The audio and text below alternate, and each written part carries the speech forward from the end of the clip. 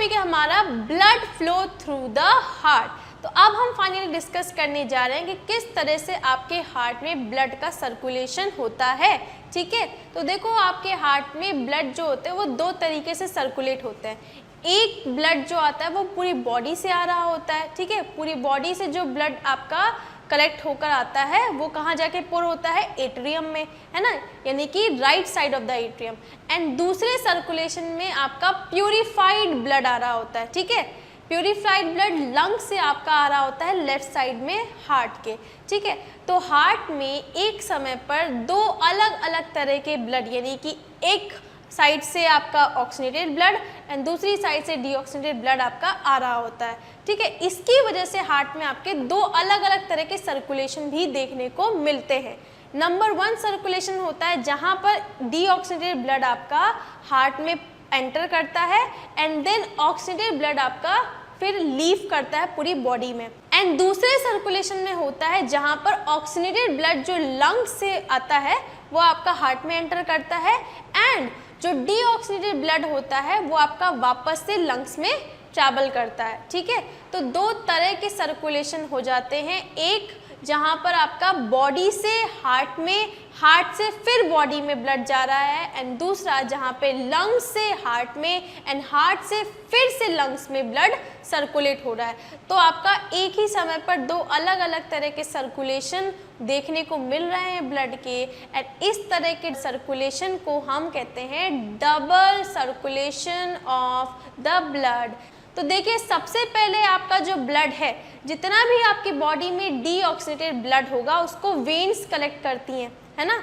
तो आपकी बॉडी से जितना भी डीऑक्सीनेटेड ब्लड होगा, यानी कि वो ब्लड जिसमें कार्बन डाइऑक्साइड होगा, वो सारा का सारा वेन्स कलेक्ट कर कर एक मेन वेन में डाल देती हैं। ठीक है, कई सारी ब्रांचेस हैं, वो सारी एक पर्टिकुलर वेन यानी कि एक मेन पाइप में डालती हैं। उस मेन पाइप का नाम है वेना केवा एंड ये मेन पाइप डायरेक्टली जुड़ी होती है हार्ट से। तो देखिए सबसे पहले वेना केवा जो होती है, ऊपर देखो क्या लिखा है, deoxygenated blood from various parts of the body, उसको कलेक्ट करती हैं वेन्स एंड उसको पोर कर देती है मेन वेन में जो कि है वेना केवा। अब वेना केवा इस इम्प्योर ब्लड को डाल देती है राइट एट्रियम में एंड राइट एट्रियम इस इम्प्योर ब्लड को कहाँ पोर कर देता है, राइट वेंट्रिकल्स में। ठीक है, right atrium and right ventricle के बीच में एक वॉल्व लगी होती है जिसको मैंने बताया था ट्राइकस्पिड वॉल्व कहते हैं, जो कि इसको बैकवर्ड फ्लो ऑफ ब्लड को प्रिवेंट करता है। ठीक है, तो एरो आपको एक ही डायरेक्शन में मूव करते हुए दिखाई देगा, बैकवर्ड फ्लो नहीं होता है इन वॉल्व्स की वजह से। ठीक है, अब राइट वेंट्रिकल से फिर आपका पल्मोनरी आर्टरी, ठीक है, पल्मोनरी आर्टरी इस ब्लड को कैरी कर कर कहाँ ले जाती है, लंग्स में लेकर जाती है। ठीक है, ये बहुत ही सिंपल वे में मैंने आपको फ्लो चार्ट के थ्रू समझाने की कोशिश करी है ताकि आपको किसी भी तरह का डाउट या किसी भी तरह की क्वेरी नहीं रहे।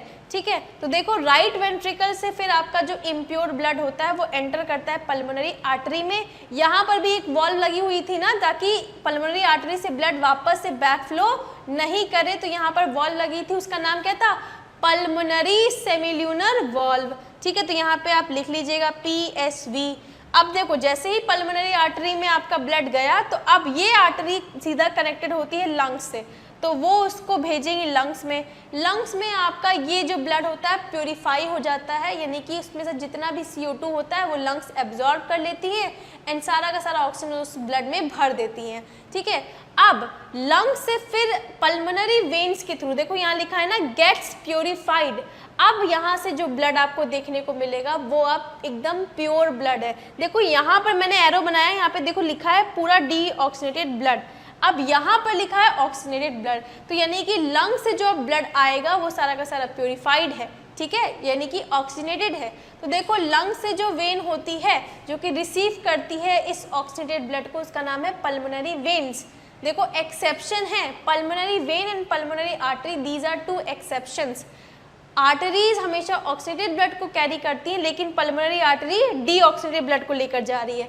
सिमिलरली वेन्स हमेशा डीऑक्सीनेटेड ब्लड को कैरी करती हैं सिवाय इसके जो कि ऑक्सीनेटेड ब्लड को कैरी कर रही हैं। ठीक है, अब पल्मोनरी वेन जो होता है वो इस ऑक्सीनेटेड ब्लड को लंग से कहाँ पहुँचा देती है, लेफ्ट एट्रियम में। ठीक है, लेफ्ट एट्रियम से फिर ये ब्लड चला जाता है लेफ्ट वेंट्रिकल में। एक वॉल्व लगी होती है जिसको बोलते हैं बाइकस्पिड वॉल्व, जो कि बैकवर्ड फ्लो, वापस से ब्लड इसमें फ्लो ना करे, उसको प्रिवेंट करता है। नेक्स्ट क्या होता है, लेफ्ट वेंट्रिकल से फिर एक आपकी पाइप लगी होती है, मेन आर्टरी उसको कहते हैं। जिस तरह से वेना केवा मेन वेन थी ना, जिसे सारा का सारा इम्प्योर ब्लड कलेक्ट हो रहा था, सिमिलरली लेफ्ट वेंट्रिकल से मेन आर्टरी जो कि सारा प्योर ब्लड को कलेक्ट करेगी, उसका नाम है एओर्टा, ठीक है। एंड यहाँ से जो ब्लड निकल रहा है वो बहुत ही प्रेशर से निकलता है, इस बात को भी ध्यान में रखिएगा। वो प्रेशर क्यों ज़रूरी है, क्योंकि अगर वो प्रेशर नहीं पड़ेगा तो फिर पूरी बॉडी में वो ब्लड नहीं जा पाएगा, ठीक है। आपकी बॉडी के हर एक पार्ट तक ब्लड को पहुंचाने के लिए वो प्रेशर बहुत ज़रूरी है, तभी तो आपकी आर्टरीज जो होती हैं, जैसे एओर्टा है, बाकी जितनी भी आर्टरीज इस एओर्टा से फर्दर कनेक्टेड होंगी, वो सारी की सारी थिक वॉल्ड होती हैं। क्यों? ताकि उनको वो प्रेशर जो पड़ रहा है उस पर वो झेल सके, ठीक है। तो अब देखो एओर्टा से फिर ये जो प्योरीफाइड ब्लड है वो पूरी बॉडी में सर्कुलेट हो जाएगा, ठीक है। तो देखो यहाँ पर आपको डबल सर्कुलेशन देखने को मिल रहा है। एक केस में आपका जो ब्लड है वो आपके बॉडी से हार्ट एंड देन हार्ट से फिर बॉडी में जा रहा है, एंड दूसरे केस में आपका ब्लड जो है वो आपके हार्ट से लंग्स में जा रहा है एंड लंग्स से फिर हार्ट में ट्रैवल कर रहा है, ठीक है। तो ये आपका डबल सर्कुलेशन है। अच्छा, अब जो दूसरी खास बात इस सर्कुलेशन की होती है कि इस सर्कुलेशन को कराने के लिए जो आपकी हार्ट की मसल्स होती हैं वो कंटिन्यूसली कॉन्ट्रैक्ट एंड रिलैक्स हो रही होती हैं, ठीक है। जो आपको अपनी हार्ट बीट सुनाई देती है ना, वो इसीलिए क्योंकि आपकी जो हार्ट की मसल्स हैं वो कंटिन्यूसली कॉन्ट्रैक्ट रिलैक्स कर रही हैं। अच्छा, अब देखो होता क्या है, जब आपकी हार्ट रिलैक्स स्टेट में है, ठीक है, वैसे तो ये प्रोसेस बहुत जल्दी होता है, कॉन्ट्रैक्ट भी जल्दी होती है, रिलैक्स भी, लेकिन अगर मैं आपको इसको स्लोमो करके बताऊं तो कैसा होता है, जब आपकी हार्ट रिलैक्स स्टेट में होती है तो उस केस में आपके हार्ट के दोनों side, right side and left side blood को रिसीव कर रही होती है, ठीक है। जो राइट साइड होगा वो आपका इम्प्योर ब्लड, ये देखो राइट एट्रियम जो होता है वो इम्प्योर ब्लड को रिसीव कर रहा होता है, जबकि लेफ्ट साइड यानी कि लेफ्ट एट्रियम प्योर ब्लड को रिसीव कर रहा होता है, ठीक है। दोनों ही प्रोसेस एक साथ चल रहा है, तभी तो हम इसको डबल सर्कुलेशन कह रहे हैं, क्योंकि एक टाइम पर हार्ट में दोनों ही टाइप के ब्लड एंटर कर रहे हैं, ऑक्सीनेटेड भी डीऑक्सीनेटेड भी, ठीक है। तो आपका जब हार्ट रिलैक्स स्टेट में होता है तो उसके राइट एट्रियम में deoxygenated blood and left atrium में ऑक्सीनेटेड ब्लड एंटर करता है।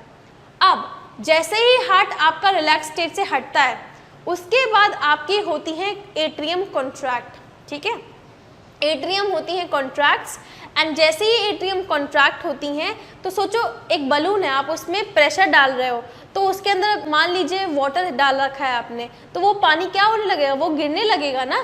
तो सिमिलरली जब एट्रियम कॉन्ट्रैक्ट होती हैं तो उसमें जो भी आपका ब्लड होता है वो वेंट्रिकल्स में पोर हो जाता है। तो देखो राइट साइड में राइट एट्रियम का जो भी इम्प्योर ब्लड है वो आपका राइट वेंट्रिकल में चला जाता है जब वो कॉन्ट्रैक्ट होती हैं। सिमिलरली जब आपकी लेफ्ट एट्रियम, अच्छा right atrium and left atrium साथ में कॉन्ट्रैक्ट होती हैं, इसको भी याद रखिएगा, ये आपस में ही रिलैक्स होते हैं, आपस में ही कॉन्ट्रैक्ट होते हैं। तो देखो जब ये दोनों कॉन्ट्रैक्ट होंगे तो इनका ब्लड जो है वो automatically right atrium and right ventricle में पोर हो जाता है, ठीक है। उसके बाद फिर ये जो वॉल्व होती है वो बंद हो जाती है, tricuspid valve and bicuspid valve, ताकि बैक फ्लो ना हो। अब देखो उसके बाद क्या होता है, उसके बाद आपके नीचे वाला पोर्शन यानी कि वेंट्रिकल्स आपकी कॉन्ट्रैक्ट हो जाती हैं, ठीक है। वेंट्रिकल्स कॉन्ट्रैक्ट होती हैं तो बहुत ज़्यादा प्रेशर पड़ता है, जिसकी वजह से जितना भी ब्लड होता है वो पाइप जो लगी हुई है ना, देखो राइट वेंट्रिकल से जो पाइप लगी उसका नाम है पल्मोनरी आर्टरी, है ना, एंड जो लेफ्ट वेंट्रिकल से जो पाइप लगी उसका नाम है एओर्टा, ठीक है। तो जैसे ही ये कॉन्ट्रैक्ट होती है बहुत प्रेशर के साथ, तो इसमें जो भी ब्लड होता है वो फिर आपका डिस्ट्रीब्यूट हो जाता है। अब देखो राइट वेंट्रिकल से जो ब्लड आपका है वो चला जाएगा लंग्स में, एंड लेफ्ट एंड वेंट्रिकल से जो ब्लड होता है वो पूरी बॉडी में चला जाता है, ठीक है। तो इस तरीके से आपका ब्लड का सर्कुलेशन होता है, कंटिन्यूसली कॉन्ट्रैक्शन एंड रिलैक्सेशन होता है, रिदमिक मूवमेंट आपकी मसल्स शो करती हैं हार्ट की।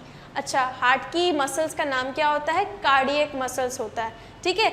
जब ऑरिकल्स कॉन्ट्रैक्ट करते हैं तो सारा ब्लड वेंट्रिकल्स में फ्लो करता है, वेंट्रिकल्स कॉन्ट्रैक्ट करती हैं तो फिर वो ब्लड आपका लीव कर देता है आर्टरीज को, पल्मोनरी आर्टरी उस ब्लड को लंग्स में पहुंचा देती है, एओर्टा उसको पूरी बॉडी में, ठीक है। तो इस तरीके से आपका पूरा प्रोसेस सर्कुलेशन का होता है हार्ट के अंदर।